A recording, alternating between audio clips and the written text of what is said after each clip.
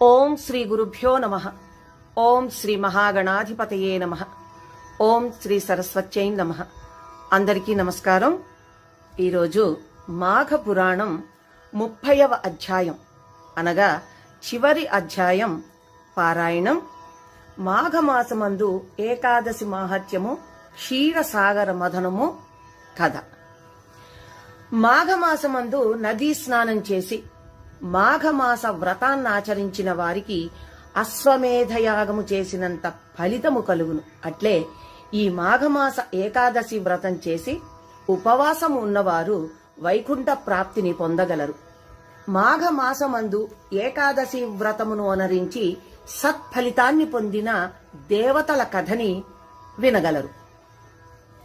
పూర్వకాలంలో ఒకనాడు దేవతలు, రాక్షసులు క్షీరసాగరాన్ని మధించి అమృతాన్ని పొందాలి అనే అభిప్రాయానికి వచ్చారు. మందర పర్వతాన్ని కవ్వముగాను, వాసుకి అనే సర్పాన్ని ఆ కవ్వము ఒక్క తాడుగాను చేసి క్షీరసాగరాన్ని మధించసాగారు. తలవైపు రాక్షసులు, తోకవైపు దేవతలు ఉండి మధిస్తూ ఉండగా మొదట లక్ష్మీదేవి పుట్టింది. విష్ణుమూర్తి లక్ష్మీదేవిని భార్యగా స్వీకరించాడు. తరువాత ఉచ్చైశ్రవము అనే గుర్రము, కామధేనువు, కల్పవృక్షము ఉద్భవించాయి.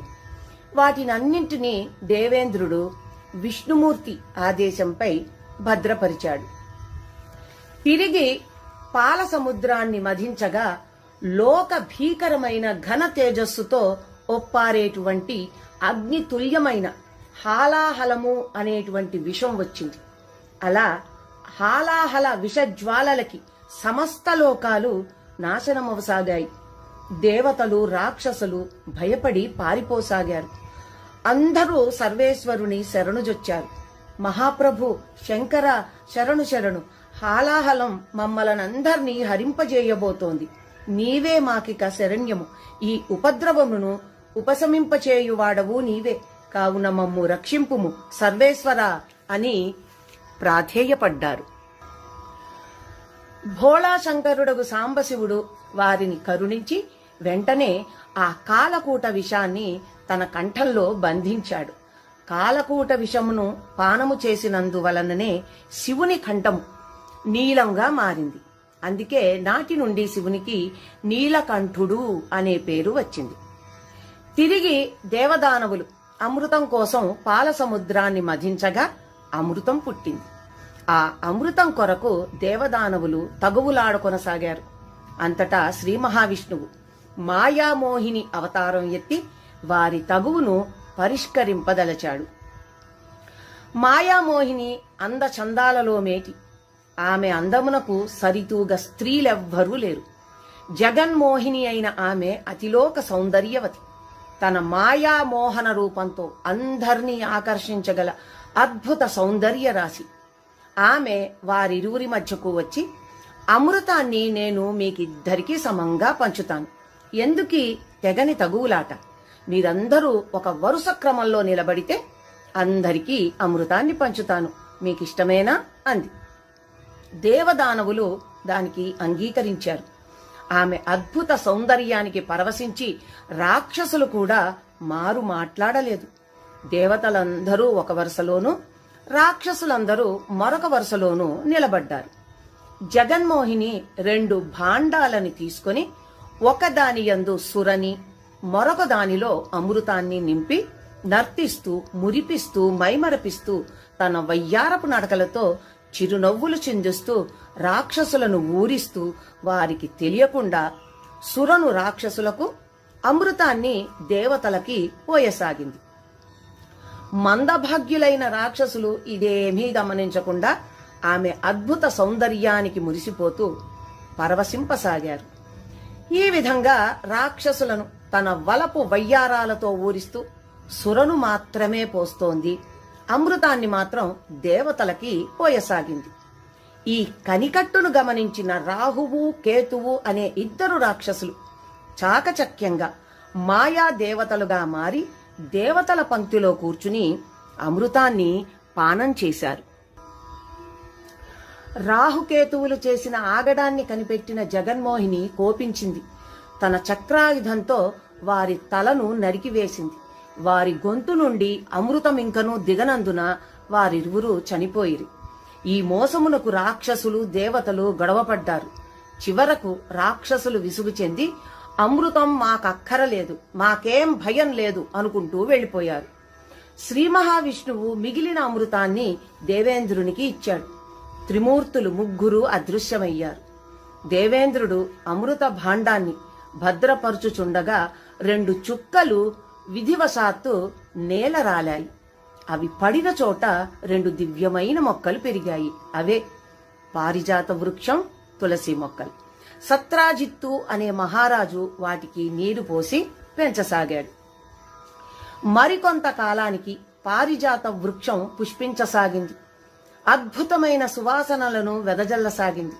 ఒకనాడు దేవేంద్రుడు అటువైపుగా పోతూ పారిజాతపు పుష్ప వాసనకు పరవశించి ఒక పువ్వును కోసుకుని తన భార్య అయిన శచీదేవికి ఇచ్చాడు.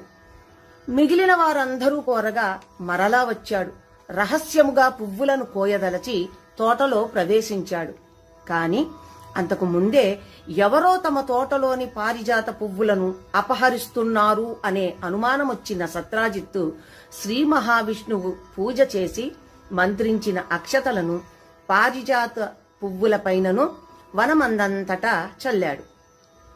దేవేంద్రుడు పారిజాత పువ్వును త్రెంచుతుండగా అక్షింతల ప్రభావము వలన, విష్ణు మహిమ వలన మూర్ఛపోయాడు. ఈ వార్త తెలిసిన దేవతలందరూ నారదుణ్ణి బ్రతిమలాడగా నారదుడు కృష్ణుని వద్దకు పోయి విషయాన్ని వివరించాడు. అంతటా కృష్ణుడు తన మామగారైన సత్రాజిత్తు వద్దకు బయలుదేరాడు. సత్రాజిత్తు మిక్కిలి భగవద్భక్తి పరాయణుడగుటచే అమోఘమైన శక్తితో అలరారసాగాడు. భగవంతుడైన శ్రీకృష్ణుడు అతనికి శ్రీ మహావిష్ణువు రూపమున కనిపించి అతనికి వరప్రసాదమునరించి అమృతతుల్యమగు పారిజాత వృక్షాన్ని దానికి అర్హుడగు దేవేంద్రునికే ఇప్పించాడు. అట్లే తులసిని తన సన్నిధిలో ఉండమని చెప్పగా నాటి నుండి తులసి శ్రీ మహావిష్ణువు సాన్నిధ్యంలో ఆయనతో సమానంగా పూజలందుకొనసాగింది. అందుచే తులసిని పూజించినచో సకల సౌభాగ్యములు సిద్ధించును. సూత మహర్షి సౌనకాది మునులతో, మహర్షులారా, వశిష్ఠుల వారు దిలీపునకు తెలియజేసిన మాఘమాస మాహత్యము, మాఘ స్నాన మహిమను మీకు వివరించి తిని మీరు తలపెట్టిన పుష్కర యజ్ఞము కూడా పూర్తి కావచ్చింది.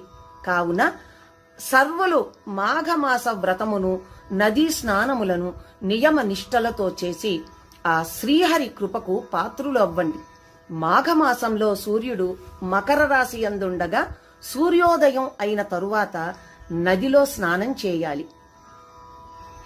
ఆదిత్యుని పూజించి విశ్వాలయానికి దర్శించి శ్రీమన్నారాయణునికి పూజలు చేయాలి.